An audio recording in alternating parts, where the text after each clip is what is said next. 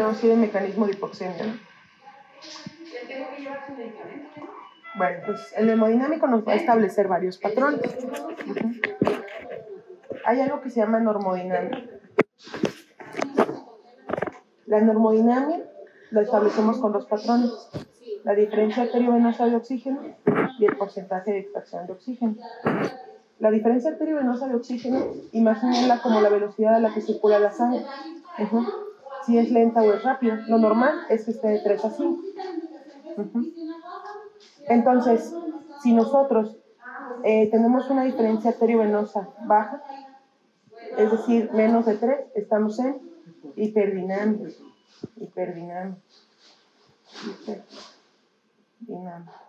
Pero si nosotros estamos en una diferencia arteriovenosa más de 5, estamos en hipodinamia. ¿Esto qué quiere decir? Si estamos circulando rápido, la sangre pasa rápido, ¿ustedes cómo se imaginan que es la captación de oxígeno por la célula? Es bajo. Entonces, el porcentaje de extracción de oxígeno va a ser bajo. Lo normal es que esté de 20 a 30. Entonces, este paciente a lo mejor tiene una diferencia arteriovenosa de 2 y un porcentaje de extracción de oxígeno de 18. Ahí, ¿qué va a pasar? Se va a poner disóxico el paciente. Entonces, vamos a utilizar metabolismo anaerobio, que obviamente no nos va a permitir obtener el mismo grado de energía, ¿verdad?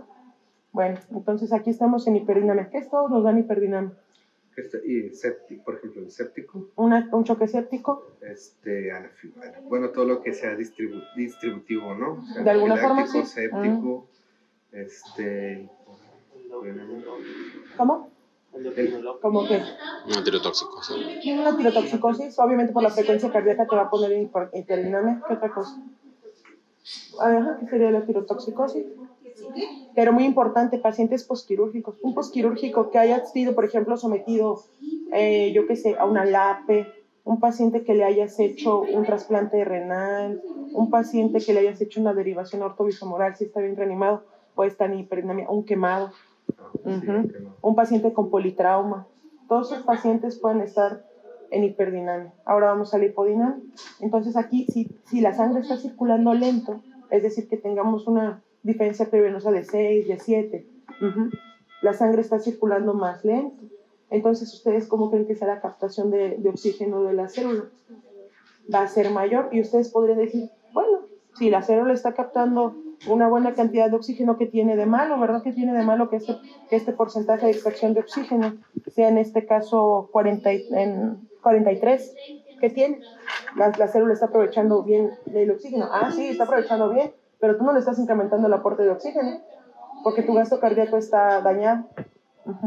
Entonces, este paciente también se va a disopsia, por eso también tenemos niveles elevados de lactato en un paciente, por ejemplo, ¿cuál sería el estándar de un estado hipodinámico?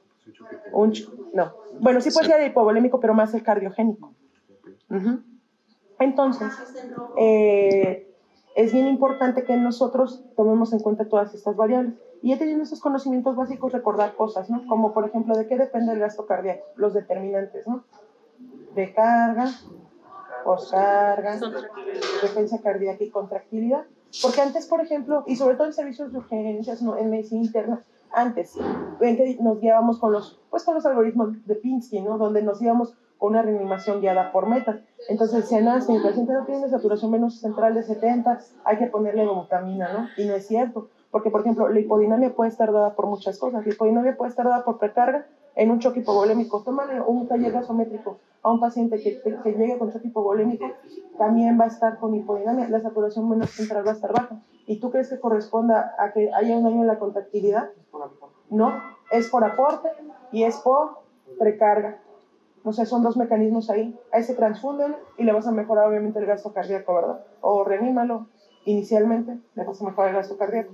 Ahora, por ejemplo, tenemos a un paciente, me gusta imaginarlo así porque es como el ejemplo más claro. Un paciente que ya tenga un bloqueo establecido y que tenga el marcapasos programado en 60 y que ese paciente en un momento dado te haga un choque séptico por una neumonía. Ese paciente te puede hacer hipodinamia porque no te va a tener el mecanismo de compensación de la frecuencia. Entonces, aunque le pongas dobutamina, nunca le vas a incrementar la frecuencia cardíaca, ¿verdad? Porque el paciente nomás da para 60 por el bloqueo AB que tiene. Entonces, ese paciente, ¿qué le ayudaría? en un momento dado, subirle la frecuencia cardíaca, que eso sí lo hemos hecho en la terapia intensiva. Subirle un poquito la frecuencia, se le sube a 100 para que te ayude un poquito a mejorar el gasto cardíaco por la pura frecuencia. Entonces ahí, aunque yo le ponga dobuta, pues no va a servir, ¿verdad? Aunque le ponga líquidos, tampoco le va a servir. Bueno, ahora vamos con la postcarga, por ejemplo, ahí tenemos el caso típico, ¿no? Del paciente con choque cardiogénico. Sí tiene dañada la frecuencia, la contractilidad, perdón, pero ahí cuál es uno de sus principales problemas, que también las resistencias se incrementan porque es un mecanismo inicial. En el choque cardiogénico es una de las primeras cosas que ocurren, ¿no? Entonces tú al vasodilatarlo, como el paciente ya tiene dañada la contractilidad, mejoras el gasto cardíaco, ¿no? Aparte que sí le puedes poner inotrópico. Y pues ya, en el caso de la contractilidad, por ejemplo, en el choque cardiogénico, que es nuestro estándar, pues sí, obviamente vamos a tener el problema de la contractilidad y sí podemos poner dobuta, podemos poner levosimendan. Pues ya no está recomendado tanto milrinol, antes era el estándar para la falla cardíaca derecha, pero en la última guía ya viene recomendada la dobutamina.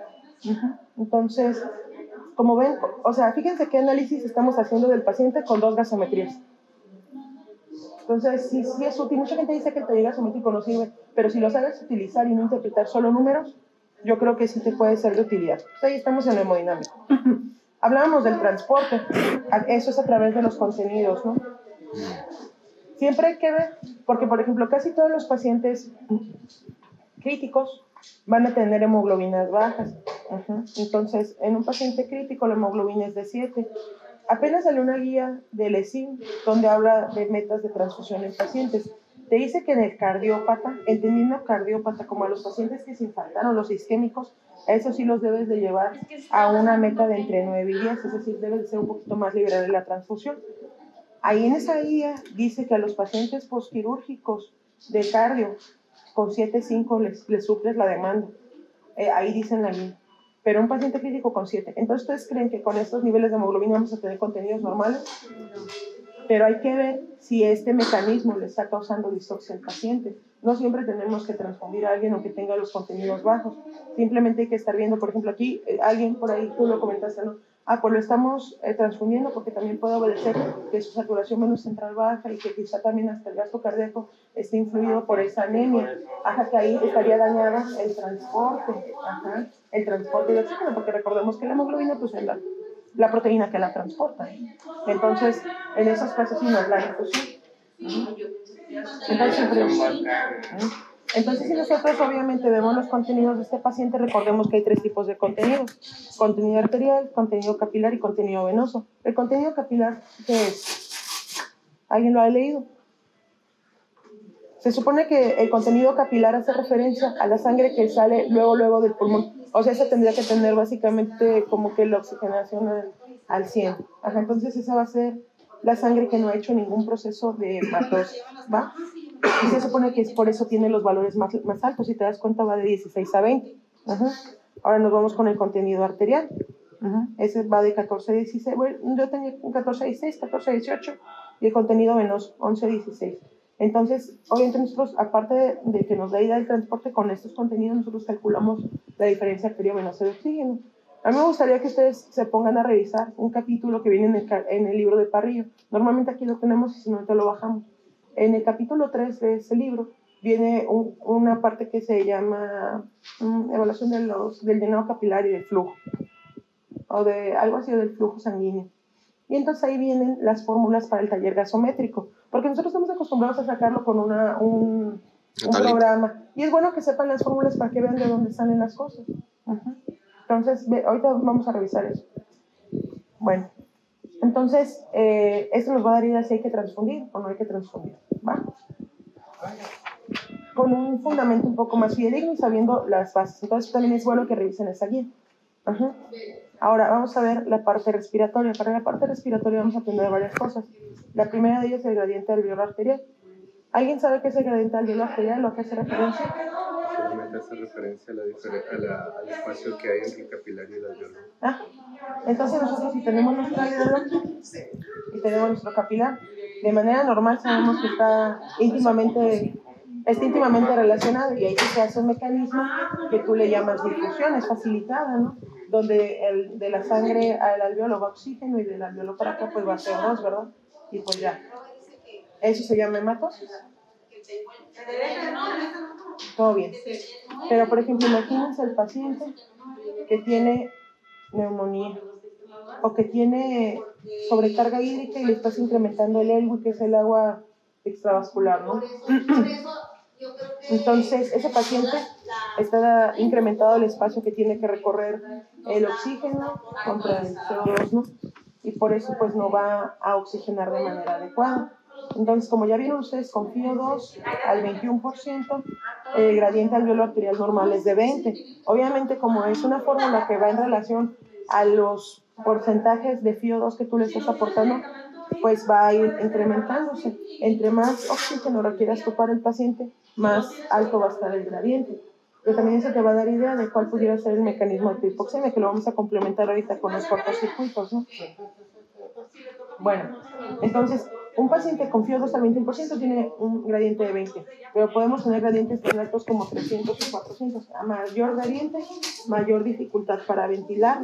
Entonces, por ejemplo, ahí donde podemos tener nosotros la utilidad, obviamente, ahí tienes un dato. Yo, ¿por qué te digo que a lo mejor este paciente no tiene neumonía? Porque el gradiente está normal, porque está sin puntas nasales. Porque el aire ambiente está al 94%. Entonces, ese derrame yo pienso que si es unilateral, eso llama la atención, no corresponde a una falla cardíaca, ¿verdad? Porque si fuera falla cardíaca o algo sistémico sería bilateral. Ya, pues puede ser algo neoplásico, ¿no? Puede ser algo neoplásico. Exacto. Bueno. Ok. Entonces ahorita ese dato nos orienta a si el paciente tiene algo que esté ocupando el alveolo o el intersticio.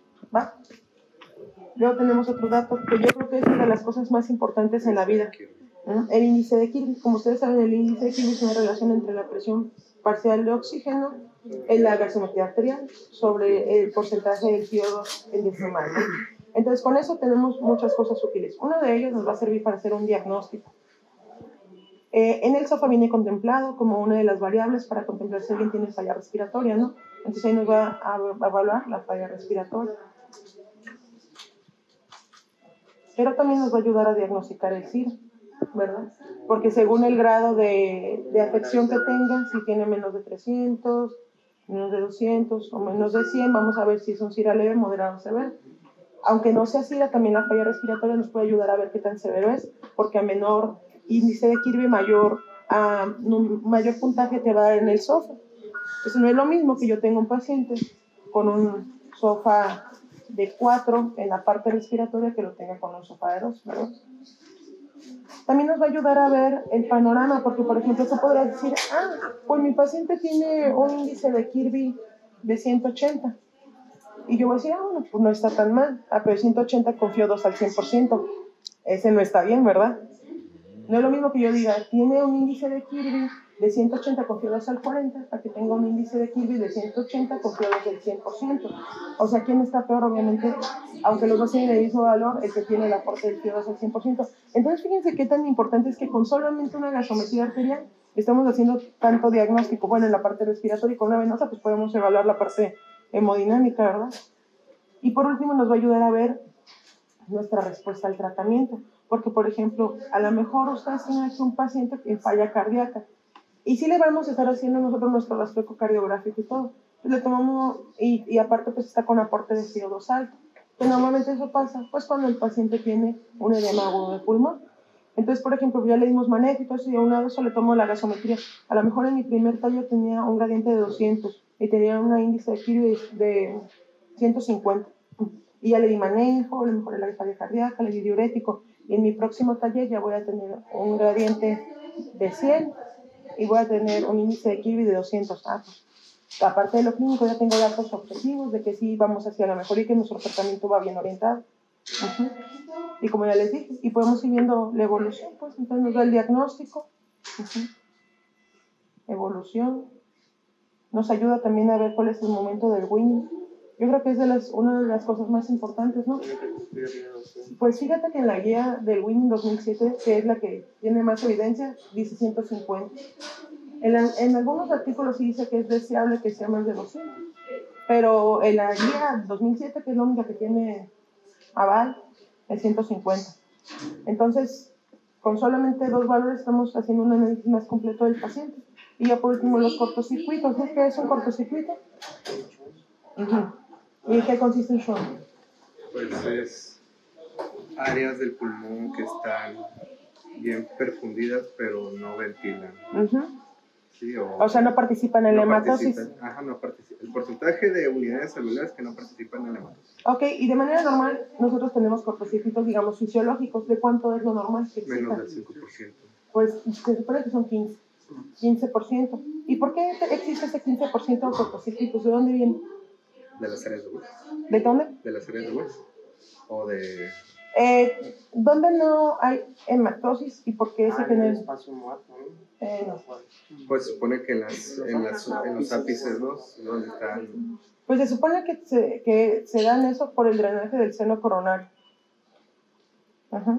De las venas de Tebecio. Que se supone que nada de eso participa en la hematosis. Ajá. Y en las bronquiales. Se supone que por eso existen esos cortocircuitos a nivel sistémico. Y por eso son del 15%. Y como son del 15%, pues no repercuten en la oxigenación. Que son las sistémicas, estamos hablando de la respiratoria. Sí, que no están con el gasto cardíaco, ¿no? ¿Vale? Está No, relacionado estas con... son sistémicas, ¿no? Son sistémicas, Estamos hablando de los pulmonares. O sea, estamos hablando de cortocircuitos. ¿Por qué existen cortocircuitos normalmente? Porque esta parte de la circulación no participa en la hematosis en ningún momento. Y por eso da el 15% de cortocircuitos. Obviamente si ya tiene otra patología, pues ya se van a incrementar. Porque acuérdense, o sea, espacio muerto es diferente, pues porque, por ejemplo, espacio muerto nos habla de la vía de conducción. Por ejemplo, ¿hasta qué generación de bronquiolos empieza a participar a partir de la 17? Pero eso está normal porque nomás es el transporte. En cambio, por ejemplo, incremento tú que digas en el espacio muerto, por ejemplo, en la TEP, ahí sí hay incremento en el espacio muerto, ¿no? Pero no es un cortocircuito. ¿Ya vieron cómo es diferente? Entonces, el cortocircuito es diferente a espacio muerto. ¿Va? Entonces, obviamente, ¿cuál va a ser como patologías donde va a haber incremento en los cortocircuitos? En un edema de pulmón y obviamente en el SIRA. En el SIRA sí es muy alto. Hay daño alveolar.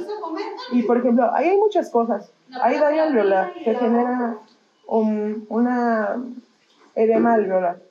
Ese edema alveolar condiciona áreas parchadas, que, como dices, están bien perfundidas, pero no están oxigenadas.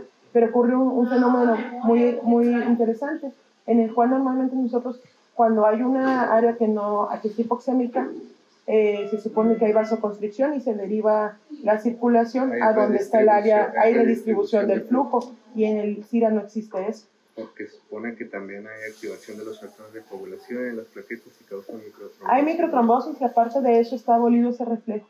Entonces, aunque yo tengo muchas áreas que están colapsadas, por decirlo, que no están participando en la ventilación, no se redistribuye la oxigenación, entonces el paciente va a seguir hipoxémico y por eso este mecanismo de hipoxemia es el que no te va a responder a oxígeno. Porque aunque yo le ponga FIO2 al 100%, no importa, o sea, no está hipoxémico el paciente por falta de aporte, sino porque su mecanismo de difusión está mal, ¿no? Ahí sí la difusión está dañada por cortocircuito, ¿va? Entonces, ¿ya vieron todo lo que podemos obtener de un taller gasométrico bien analizado? Sí, faltarían 5 mecanismos más. ¿En cuáles más? El de difusión, el de alteración del BQ, el de daño alveolar, el de hipoventilación. Pero, por ejemplo, eso no lo puedes ver. Ajá, ahorita te lo mencioné aquí como algo que puedes obtener del taller, ¿no? Del taller nada más. Sí, pues faltan esos. Bueno, ¿hasta aquí les queda alguna duda o alguna pregunta? No. Sí, ¿cómo se llama la vena que dijo? Vena de Tebecio. ¿Algo más? Bueno, entonces ahorita la segunda parte que a ustedes les tocaría es ir a revisar ese capítulo que les dije del parrillo. Ahorita que vamos a tener tiempo, hágalo. Y por ejemplo, ahí es otra cosa que podemos ver aquí interesante, porque ya les habla de la monitorización invasiva. Por ejemplo, y que una línea que ya no es invasiva, pero por ejemplo es importante que veamos qué datos podemos obtener de eso. También, por ejemplo, saber los principios del SWAN. Yo sé que ya no se utiliza y que pues solamente con indicación 2B podría estar indicado en un choque cardiogénico. pero finalmente el catéter Swan-Ganz nos dio las bases para entender la termodilución, que ahorita es el fundamento que utilizan muchos otros mecanismos de monitorización, como un vigileo. Bueno, el vigileo, por ejemplo, podemos tener un pico, podemos tener dilución con litio con el litco, y hay muchas cosas actualmente, pero, o sea, por ejemplo, aquí desgraciadamente no lo tenemos en la ecocardiografía, pero pues en otros lugares y en otras terapias intensivas tenemos otras maneras de monitorizar al paciente, y eso es importante también. Por ejemplo, hablar de otros índices. En el pico puedes obtener mucha información, el volumen telediastólico global, podemos ver el ELWI, podemos ver las resistencias, porque también es otra cosa, que aquí las calculamos de manera indirecta, ¿no? Pero por ejemplo, si tú tienes un catéter Swan-Ganz, tú no solo le puedes calcular las sistémicas, les puedes calcular las pulmonares, porque ahí sí puedes obtener todo, pues, las presiones pulmonares, o bueno, también por ejemplo en un momento dado, pero sería como igual, como dicen, un momento dado, pues con un cateterismo derecho, ahí sí puedes medir las presiones a todo el nivel de cavidades, pero pues con eso te lo da, ¿va? Entonces, por ejemplo, sí me gustaría que ahorita, si tenemos tiempo, podamos leer algo de eso, ¿no? Monitoreo invasivo y mínimamente invasivo, ¿no? Entonces, para mañana revisen los principios del Swan-Ganz, que es la termodilución, para qué sirve, ¿no? Y ya basando eso, pues ya podemos ver otras cosas, pero primero tienen que entender eso, ¿no? Por ejemplo, en qué se fundamentan casi todos los predictores de respuesta a volumen, también es otra cosa que tú eres defensiólogo o de interna.